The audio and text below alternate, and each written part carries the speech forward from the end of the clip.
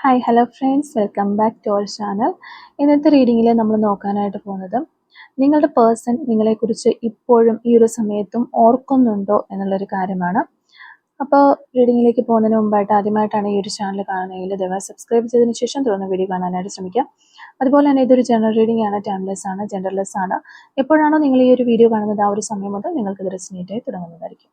ഇതിൽ വരുന്ന clues, situations, energies ഇതെല്ലാം നിങ്ങളുമായിട്ട് റെസിനേറ്റ് ചെയ്യുന്നുണ്ട് എന്ന് നിങ്ങൾക്ക് തോന്നുവാണെങ്കിൽ ഇതൊരു ഗൈഡൻസ് മെസ്സേജ് മാത്രമായിട്ട് എടുക്കുക. ഇനി റെസിനേറ്റ് ചെയ്യുന്നില്ല എന്ന് നിങ്ങൾക്ക് തോന്നുന്ന ആ ഒരു നിമിഷത്തിൽ തന്നെ സ്കിപ്പ് ചെയ്ത് പോകാനായിട്ട് ശ്രമിക്കാം. ആരും ഫോഴ്സ്ഫുള്ളി റെസിനേറ്റ് ചെയ്യാനായിട്ട് നിൽക്കരുത്. പോസിറ്റീവായിട്ട് തിങ്ക് ചെയ്യുക. നല്ലൊരു റീഡിങ് കിട്ടാനായിട്ട് പ്രാർത്ഥിക്കുക. അപ്പോൾ ഇതാണ് നമുക്കിവിടെ കിട്ടിയിരിക്കുന്ന ഒരു സ്പ്രെഡ്. നമുക്ക് മാസ്റ്റർ കാർഡ് കിട്ടിയിട്ടുള്ളത് ഏസ് ഓഫ് കപ്സ് ആണ്. അപ്പോൾ നമ്മളിവിടെ നോക്കുമ്പോൾ തന്നെ നമുക്ക് മനസ്സിലാക്കാനായിട്ട് സാധിക്കുന്ന ഒരു കാര്യം, ഈ ഒരു പേഴ്സണുമായിട്ട് കൂടുതൽ ആളുകളും ഇനി ഇപ്പോൾ ഒരു സെപ്പറേഷനിലാണ്. അതോടൊപ്പം തന്നെ ഈ ഒരു നിങ്ങളും അതുപോലെ ഈ ഒരു പേഴ്സണെ ചിന്തിക്കുന്നുണ്ട്. ഈ ഒരു റിലേഷൻഷിപ്പ് ഒരിക്കലും ഇനി ബാക്ക് ടു നോർമലിലേക്ക് പോകില്ല, ഈ ഒരു സെപ്പറേഷൻ തന്നെ തുടരും എന്ന രീതിയിൽ ചിന്തിക്കുന്ന ആളുകളുടെ എനർജിയുമായിട്ട് കൂടുതൽ റെസനേറ്റ് ചെയ്യുമെന്നാണ് എനിക്ക് തോന്നുന്നത്. അത് എങ്ങനെയാണെങ്കിലും ഒരു സെപ്പറേഷനിലുള്ള അല്ലെങ്കിൽ ഒരു ബ്രേക്കപ്പിലുള്ള ആളുകൾക്കാണ് കൂടുതലായിട്ടും റെസനേറ്റ് ചെയ്യുക.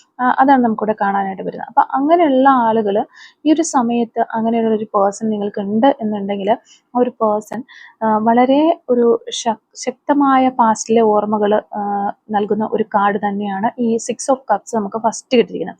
ആ പഴയ പാസ്റ്റിലെ ഓർമ്മകൾ, മധുരമായ ആ ഒരു നിമിഷങ്ങൾ അവർ പലപ്പോഴും നിങ്ങളെ ഓർക്കുന്നു എന്ന് കാണിക്കുന്നുണ്ട്. നിങ്ങൾ അവരുടെ മനസ്സിൽ ഒരു കംഫർട്ട് മെമ്മറി പോലെ ഇരിക്കുകയാണ്. അതായത് അവരുടെ ലൈഫിൽ ഇപ്പോഴത്തെ സിറ്റുവേഷനിൽ അവർക്ക് എന്തെങ്കിലും ഒരു പ്രശ്നങ്ങളോ കാര്യങ്ങളോ ഒക്കെ വരുന്ന സമയത്ത് അവർ ഒരു മനസ്സിനൊരു ധൈര്യം കിട്ടാൻ, അല്ലെങ്കിൽ മനസ്സിനൊരു മൂഡൊന്ന് ചേഞ്ച് ചെയ്യാൻ, അല്ലെങ്കിൽ അവർക്കൊരു കുറച്ച് സന്തോഷം തോന്നാനൊക്കെ വേണ്ടിയിട്ട് അവർ തന്നെ ഒരു ഓണാക്കി വെക്കുന്ന ഒരു സംഗതിയാണ് ഇപ്പോൾ നിങ്ങളെക്കുറിച്ചുള്ള ആ ഒരു മെമ്മറീസ് എല്ലാം. ആ ഒരു മെമ്മറീസിലേക്ക് പോകുമ്പോൾ അവർ വളരെ ഹാപ്പി ആകുന്നുണ്ട്. അവരുടെ ആ മൂഡൊന്ന് ചേഞ്ച് ആകും.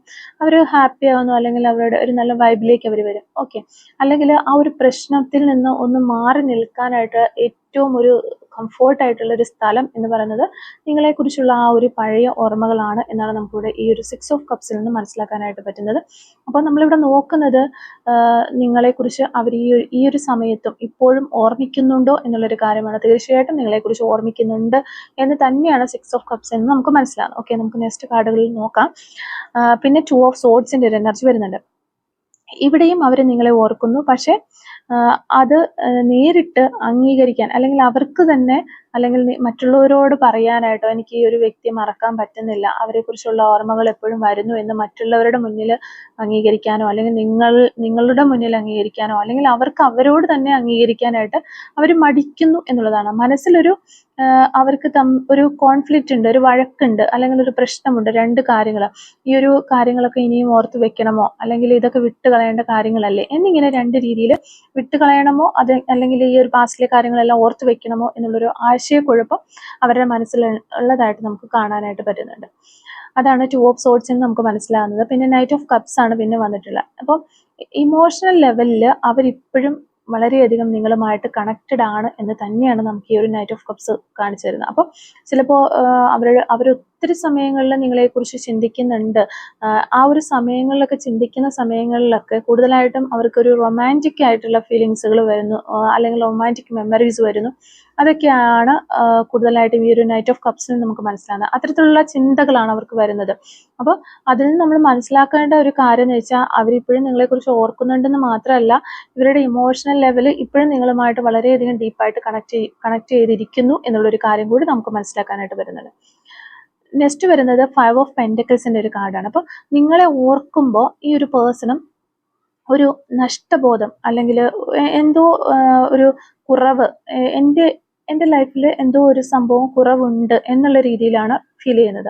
അപ്പോൾ ആ ഒരു നിങ്ങൾ അവരുടെ ലൈഫിൽ നിന്ന് പോയിട്ടുള്ള ആ ഒരു ഗ്യാപ്പ് ഫില്ലാകാതെ അതവിടെ കിടക്കുന്നു. ആ ഒരു കുറവ് അവർക്ക് അനുഭവപ്പെടുന്നു എന്നുള്ളതാണ്. അപ്പോൾ നിങ്ങളില്ലാത്തതിൻ്റെ ഒരു ശൂന്യത അവർ എപ്പോഴും അനുഭവിക്കുന്നുണ്ട് എന്നാണ് നമുക്ക് ഈ ഒരു 5 ഓഫ് പെൻറ്റക്കിൾസിൻ്റെ കാർഡ് വഴി മനസ്സിലാക്കാനായിട്ട് പറ്റുന്നത്.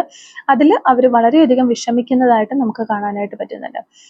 നെക്സ്റ്റ് കാർഡ് ദ മൂൺ കാർഡാണ്. അപ്പം അവരുടെ ഓർമ്മകൾ കൂടുതലും രാത്രികളിൽ, അല്ലെങ്കിൽ ഒരു ശാന്തമായ സമയങ്ങളിലാകാം, ഉണ്ടാകുന്നത്. അപ്പൊ ഈ ഒരു പേഴ്സണ് ഓർമ്മകൾ കൂടുതലായിട്ട് വരുന്നത് രാത്രി സമയങ്ങളിൽ, അല്ലെങ്കിൽ അവരെപ്പോഴൊക്കെ തനിച്ചായി പോകുന്നു, ഒറ്റപ്പെട്ടു പോകുന്ന സമയങ്ങളുണ്ടല്ലോ, ആ ഒരു സമയങ്ങളിലൊക്കെ അവർക്ക് ഒത്തിരി ഫീലിങ്സുകൾ വരുന്നുണ്ട്. നിങ്ങളോട് പറയാത്ത വികാരങ്ങൾ വരെ അവർക്ക് മനസ്സിന്റെ ഉള്ളിൽ നിങ്ങളെക്കുറിച്ച് ഉണ്ടാകുന്നുണ്ട് എന്നുള്ളതാണ്.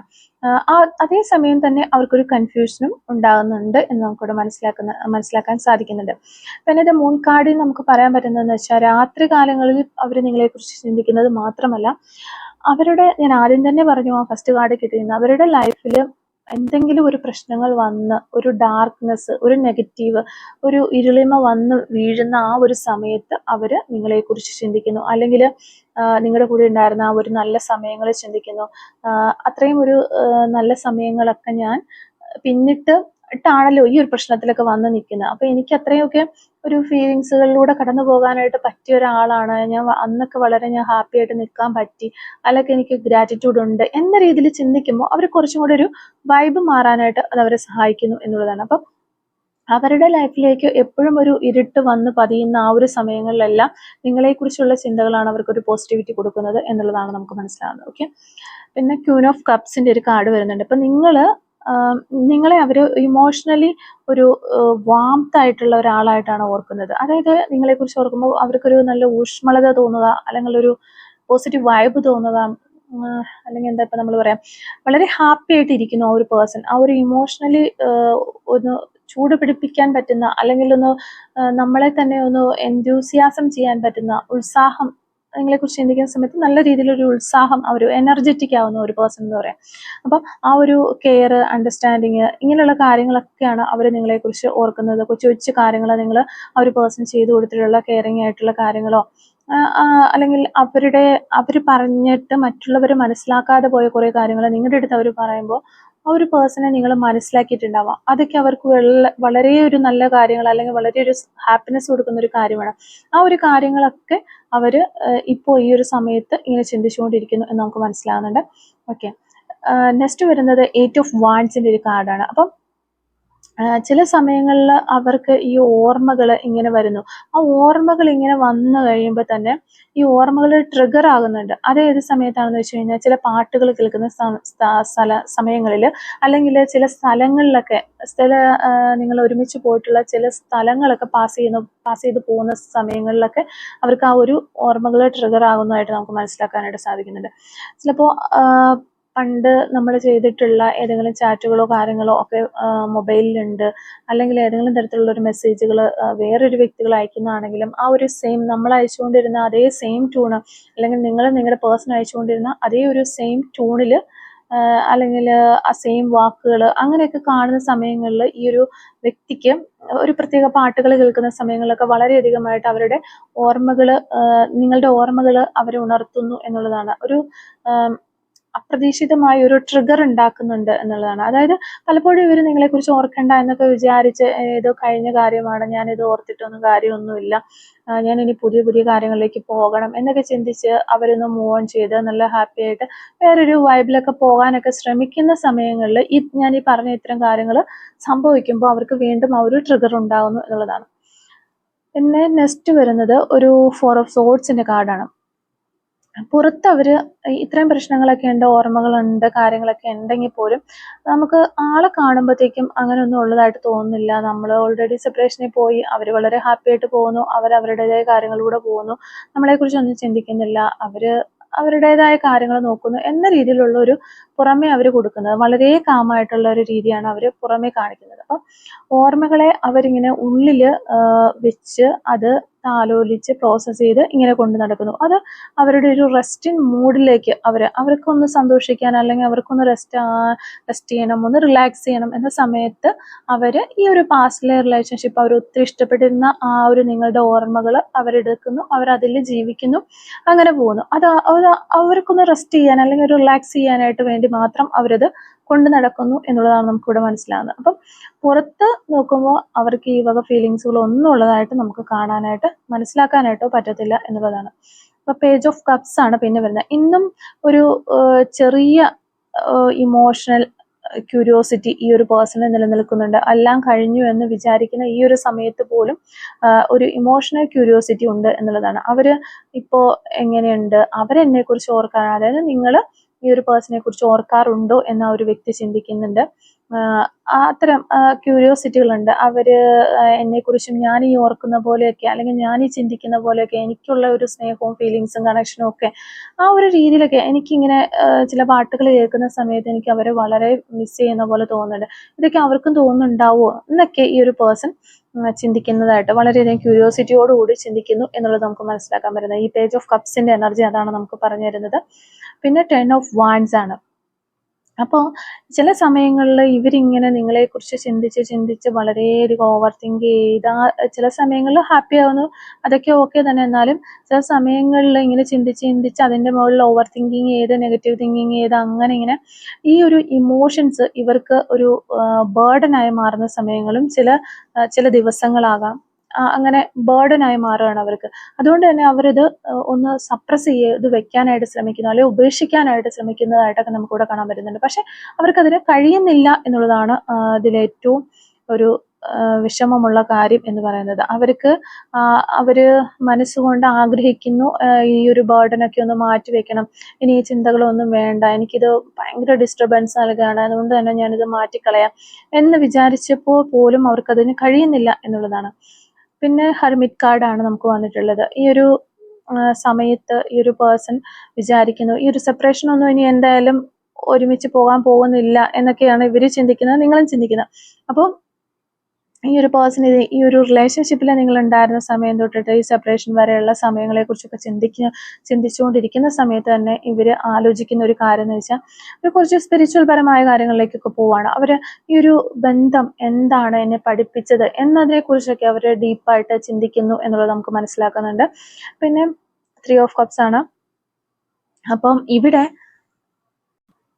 നിങ്ങളുടെ പേഴ്സണ് നിങ്ങളെക്കുറിച്ചുള്ള ഓർമ്മകളിൽ വിഷമവും കാര്യങ്ങളൊക്കെ ഉണ്ടെങ്കിലും നമുക്ക് മുഴുവൻ നിങ്ങളെക്കുറിച്ചുള്ള ഓർമ്മകളിൽ ദുഃഖകരമായ കാര്യങ്ങളല്ല ഉള്ള, വിഷമിപ്പിക്കുന്ന കാര്യങ്ങളല്ല ഉള്ള, നല്ല സന്തോഷകരമായ നിമിഷങ്ങൾ നിങ്ങൾ തമ്മിൽ ഉണ്ടായിട്ടുണ്ട്. ആ ഒരു നിമിഷങ്ങൾ അവർ കൂടുതലായിട്ടും ഓർമ്മകളിൽ ഓർത്തിട്ട് അവർ വളരെയധികം ചെറിഷ് ചെയ്യുന്നതായിട്ട് നമുക്കിവിടെ കാണാനായിട്ട് പറ്റുന്നുണ്ട്. അതാണ് ഈ ഒരു 3 ഓഫ് കപ്സിന്റെ എനർജിയിൽ നമുക്ക് പറയാൻ പറ്റുന്നത്. വളരെ സന്തോഷകരമായ ഓർമ്മകളിൽ അവർ വളരെയധികം ഹാപ്പി ആയിട്ട്, അല്ലെങ്കിൽ അത് വീണ്ടും വീണ്ടും ഓർത്തെടുക്കാനായിട്ട് ശ്രമിക്കുന്നു എന്നുള്ളതാണ് നമുക്ക് കിട്ടുന്ന എനർജീസ്. അപ്പോൾ ലാസ്റ്റ് വന്നിരിക്കുന്ന കാർഡ് ഏസ് ഓഫ് കപ്സ് ആണ്. അപ്പോൾ ഹൃദയത്തിൽ ഇപ്പോഴും ഒരു സോഫ്റ്റ് കോർണർ നിങ്ങളോടുണ്ട് എന്നാണ് നമുക്ക് കാണാൻ പറ്റുന്നത്. അപ്പോൾ നമ്മൾക്ക് ഇവിടെ ഒരു ചിന്ത വരും, ഇനി ഇതൊരു പുതിയ തുടക്കത്തിലേക്ക് പോകുമോ എന്ന്. അത് നമുക്കിവിടെ കറക്റ്റായിട്ട് കിട്ടുന്നില്ല. ഇതൊരു പുതിയ തുടക്കം എന്ന് പറയാനായിട്ട് കറക്റ്റായിട്ട് പറ്റുന്നില്ല. പക്ഷെ ജെന്യുവൻ ആയിട്ടുള്ള ഒരു ഇമോഷൻസ് ഇപ്പോഴും അവർ നിങ്ങളെക്കുറിച്ച് മനസ്സിൽ നിലനിർത്തുന്നുണ്ട് എന്നുള്ളതാണ് നമുക്ക് മനസ്സിലാകുന്നത്. അപ്പോൾ ഇത്തരം കാര്യങ്ങളാണ് മനസ്സിലാകുന്നത്. പിന്നെ മൊത്തത്തിലുള്ള ഒരു ഇത് നോക്കുവാണെങ്കിൽ അവർ നിങ്ങളെ ഓർക്കുന്നുണ്ടോ എന്നുള്ളതാണല്ലോ നമ്മളിപ്പോൾ ചോദിച്ചിരുന്ന ക്വസ്റ്റ്യൻ. അതെ, അവർ നിങ്ങളെ ഓർക്കുന്നു എന്ന് തന്നെയാണ് നമുക്ക് പറയാനായിട്ട് സാധിക്കുന്നത്. പക്ഷെ അത് തുറന്നു കാണിക്കാത്ത, ഉള്ളിൽ സൂക്ഷിക്കുന്ന ഒരു ഓർമ്മ മാത്രമാണ്. ചിലപ്പോൾ ഒരു കുറേ നാളുകൾ നീണ്ടു നിൽക്കുന്ന, ചിലപ്പോൾ ഒരു നൊസ്റ്റാൾജിയ ആ ഒരു രീതിയിൽ, ചിലപ്പോൾ ഇമോഷണൽ പരമായിട്ട് വളരെയധികം ഡീപ്പായി കണക്റ്റ് ആകുന്ന രീതിയിൽ നിങ്ങളോടുള്ള ആ ഒരു മെമ്മറി അവർ നിലനിർത്തിക്കൊണ്ട് പോകുന്നു, അല്ലെങ്കിൽ നിങ്ങളോടൊപ്പം ഉണ്ടായിരുന്ന ആ ഒരു ഓർമ്മകൾ എല്ലാം അവർ ഒരു ഇപ്പോഴും ഒരു ചൂടോടുകൂടി തന്നെ ആ ഇമോഷൻസ് നിലനിർത്തിക്കൊണ്ട് പോകുന്ന ഒരു വ്യക്തി തന്നെയാണ് എന്നുള്ളതാണ് നമുക്ക് മനസ്സിലാക്കാനായിട്ട് പറ്റുന്നത്. ഇനി അവര് നിങ്ങളെ കോണ്ടാക്ട് ചെയ്യുമോ എന്നുള്ളത് നോക്കിക്കഴിഞ്ഞാൽ അവർ നിങ്ങളെ ഒബ്സർവ് ചെയ്യുന്നതൊക്കെ ആയിട്ട് നമുക്ക് കാണാൻ പറ്റുന്നുണ്ട്. നേരിട്ട് സംസാരിക്കാതെ ഒരു ക്യൂരിയോസിറ്റി ഉണ്ട് എന്നുള്ളൊരു കാര്യമൊക്കെ നമുക്ക് മനസ്സിലാകുന്നുണ്ട്. കോണ്ടാക്ട് ചെയ്യാനുള്ള ഒരു ചിന്തകളൊക്കെ അവർക്ക് മനസ്സിന്റെ ഉള്ളിൽ വരുന്നതായിട്ട് നമുക്ക് കാണാനായിട്ട് സാധിക്കുന്നുണ്ട്. അപ്പം ഒരു കോണ്ടാക്ട് എനർജി ഉണ്ട് എന്ന് പറയാം, പക്ഷെ ഇത് കൺഫേം ചെയ്ത് പറയാനും പറ്റാത്തൊരവസ്ഥയാണ്. പക്ഷെ ഇതൊരു കുറച്ച് ഇനി കോണ്ടാക്ട് എനർജി നിങ്ങളെ കോണ്ടാക്ട് ചെയ്യാനായിട്ട് ഈ ഒരു പേഴ്സൺ വരികയാണെങ്കിൽ തന്നെയും കുറച്ച് ഡിലേ വരും എന്നുള്ളതാണ്. അപ്പം അവർ നിങ്ങളിലേക്ക് വരുന്ന സമയത്ത് ഒരു സോഫ്റ്റ് അല്ലെങ്കിൽ ഒരു കാഷ്വൽ ഇമോഷണൽ ടൂണിലായിരിക്കും അവർ നിങ്ങളിലേക്ക് വന്ന് സംസാരിക്കുന്നത്. ഒരു സഡൻ ഡീപ്പ് ടോക്കൊന്നും ഒരിക്കലും അവർ നടത്തത്തില്ല. കാരണം നമ്മൾ ഇപ്പോൾ സെപ്പറേഷനിലായി കഴിയുമ്പോൾ നമ്മൾ അതിനെക്കുറിച്ചുള്ള ഒരു രണ്ട് കൂട്ടരും അങ്ങോട്ടും ഇങ്ങോട്ടും അത് ഞാൻ അങ്ങനെ ആയതുകൊണ്ട് ഇങ്ങനെയെന്ന് വെച്ചിട്ട് നമ്മൾ കുറേ കാര്യങ്ങൾ നമുക്ക് പറയാനായിട്ട് കാണും. അങ്ങനെയുള്ളൊരു സഡൻ ഡീപ്പായിട്ടുള്ള ഒരു ടോക്സും ഈ ഒരു പേഴ്സൻ്റെ അടുത്തുനിന്ന് വരത്തില്ല. അവരൊരു സമയം എടുത്തതിന് ശേഷം ഫസ്റ്റ് നിങ്ങൾ ഈ ഒരു പേഴ്സണെ എങ്ങനെയാണോ മീറ്റ് ചെയ്തത് ആ ഒരു സെയിം രീതിയിലേക്ക് ഒരു കാഷ്വൽ ആയിട്ടുള്ള രീതിയിൽ ടോക്ക് തുടങ്ങി വീണ്ടും അതൊരു നല്ല കമ്മ്യൂണിക്കേഷനിലേക്ക് വന്നതിന് ശേഷം ഒരു റീസ്റ്റാർട്ടോ റിയൂണിയനോ ഒക്കെ ഉണ്ടാകാനുള്ള ചാൻസ് ഉണ്ടാകാം എന്നുള്ളതാണ്. അപ്പം ഒരു മെസ്സേജോ ഒരു കോണ്ടാക്റ്റിനൊക്കെ ഉള്ളൊരു നമുക്കിപ്പോൾ ചോദിക്കുകയാണെങ്കിൽ ഇപ്പം ഒരു മോഡറേറ്റ് ആയിട്ട് പറയാൻ ആ ഒരു രീതിയിൽ വരാതിരിക്കാം എന്ന രീതിയിലാണ് നമുക്ക് പറയാനായിട്ട് സാധിക്കുക. അപ്പം കറക്റ്റായിട്ട് സാധാരണ നമ്മൾ റീഡിങ്ങിൽ നോക്കുമ്പോൾ നമുക്ക് ഒരു കോണ്ടാക്ട് നിങ്ങളിലേക്ക് വരും എന്ന് ഉറപ്പിച്ച് പറയാനായിട്ട് പറ്റും. പക്ഷെ ഇതിലങ്ങനെ നമുക്ക് ഒരു സാധ്യത മാത്രമാണ് പറയാനായിട്ട് സാധിക്കുന്നത്. അതെന്താണ് അങ്ങനെ എന്ന് എനിക്കറിയില്ല. എന്നാലും അങ്ങനെയാണ് നമ്മൾ കാണുന്നത്. അപ്പം നമ്മളത് പറയുന്നു എന്നുള്ളതാണ്.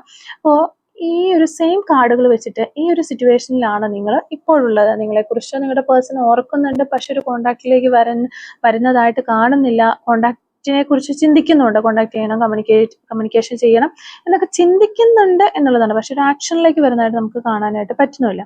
അപ്പോൾ ഈ ഒരു സമയത്ത് നിങ്ങൾ എന്ത് ചെയ്യണം എന്ന് നമുക്ക് യൂണിവേഴ്സിനോട് ചോദിച്ചു കഴിഞ്ഞാൽ യൂണിവേഴ്സിന്റെ ഗൈഡൻസ് എന്താണ് എന്ന് നോക്കാം.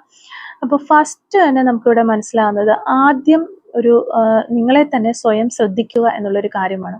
അപ്പം ഇപ്പൊ ഏറ്റവും ശക്തമായ ഒരു കാര്യം അല്ലെങ്കിൽ ഏറ്റവും വലിയൊരു കാര്യം ചെയ്യേണ്ടത് നിങ്ങളിലേക്ക് തന്നെ നിങ്ങൾ ഫോക്കസ് ചെയ്യണം എന്നുള്ളതാണ്. നിങ്ങൾക്ക് യഥാർത്ഥത്തിൽ എന്താണ് വേണ്ടത് എന്നൊരു വ്യക്തത നേടുക. ഒരു കോണ്ടാക്ട് വരുമോ എന്ന കാത്തിരിപ്പിൽ എപ്പോഴും ചിന്തിച്ചുകൊണ്ട് ഇങ്ങനെ ഇരിക്കാതെ നിങ്ങളുടെ മൈൻഡ് സെറ്റിൽ ചെയ്തെടുക്കാനായിട്ട് ശ്രമിക്കുക എന്നുള്ളതാണ്. അപ്പോൾ കാര്യങ്ങളൊക്കെ ഈ ഒരു പേഴ്സന്റെ ക്യാരക്ടറും നിങ്ങളുടെ ക്യാരക്ടറും ഇതിനകത്തുണ്ടായിട്ടുള്ള പ്രശ്നങ്ങളും ഒക്കെ വിലയിരുത്തിയതിനു ശേഷം ആദ്യം തന്നെ നിങ്ങൾ ഈ ഒരു പേഴ്സണിലേക്ക് ഇനി പോകാനായിട്ട് ആഗ്രഹിക്കുന്നുണ്ടോ, അല്ലെങ്കിൽ ഇവരൊരു റീസ്റ്റാർട്ടുമായിട്ട് വന്നു കഴിഞ്ഞാൽ ഇതിലേക്ക് പോകണോ അല്ലെങ്കിൽ എനിക്കിത് വേണോ എന്നുള്ളതിനെ കുറിച്ച് ഒരു ധാരണ വരുത്തുക. അത് അല്ലെങ്കിൽ എനിക്ക് എന്താണ് വേണ്ടത് എന്നൊരു വ്യക്തി ഈ ഒരു റിലേഷൻഷിപ്പിൽ ഇനി നിന്നാൽ തന്നെ എനിക്ക് എന്താണ് വേണ്ടത് എന്നതിനെ കുറിച്ചൊരു വ്യക്തത നേടുക എന്നാണ് യൂണിവേഴ്സ് പറഞ്ഞു തരുന്നത്. അത് നിങ്ങളിലേക്ക് തന്നെ നിങ്ങൾ ഫോക്കസ് ചെയ്യുന്ന സമയത്തെ അത് നിങ്ങൾക്ക് ലഭിക്കുകയുള്ളൂ. അപ്പം ആദ്യം സ്വന്തം കാര്യങ്ങളിൽ ഒരു വ്യക്തത വരുത്താനായിട്ട് ശ്രദ്ധിക്കുക എന്ന യൂണിവേഴ്സ് നമുക്ക് പറഞ്ഞു തരുന്ന ഗൈഡൻസ് മെസ്സേജാണ്. അതുപോലെ തന്നെ ഒരു ഇമോഷൻസ് കൺട്രോൾ ചെയ്യണം എന്നുള്ളത് നമുക്കിവിടെ കിട്ടുന്നുണ്ട്.